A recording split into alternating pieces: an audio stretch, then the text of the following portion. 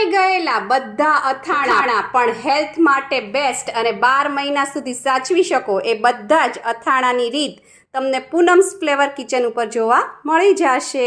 અથાણાની season આવી ગઈ છે અને મેં બધી જ તૈયારી કરી લીધી છે। તમે જોઈ શકો છો સૌપ્રથમ તો ગામડે આવી ગયા છીએ જેથી દેશી ઓર્ગેનિક વસ્તુ મળે। આ છે ગુંદા, ભરેલા ગુંદાનું અથાણું, ડાળા છે જો કેવા સરસ જળ સહિત લીલાછમ ડાળાનું અથાણું। આમાંથી હું તમને બતાડીશ છુંદો, તડકા છાયાનો છુંદો કઈ રીતે કરાય। આમાંથી મેથીનું ખાટું અથાણું એટલે કે આપણે જે ખાટી કેરી કરીએ એ અથાણું તમને દેખાડવાની છું અને આમાંથી અમે બનાવીશું તડકા છાયાની ગોળ કેરી અને આ છે તમને દેખાઈ રહી છે એ છે ગરમર। આનું અથાણું પણ હું તમને બનાવતા શીખવાડીશ। તો સબસ્ક્રાઈબ કરો પૂનમ્સ ફ્લેવર કિચનને અને એક લાઈક અને શેર જરૂરથી કરતા જાજો। થેન્ક યુ, આવજો।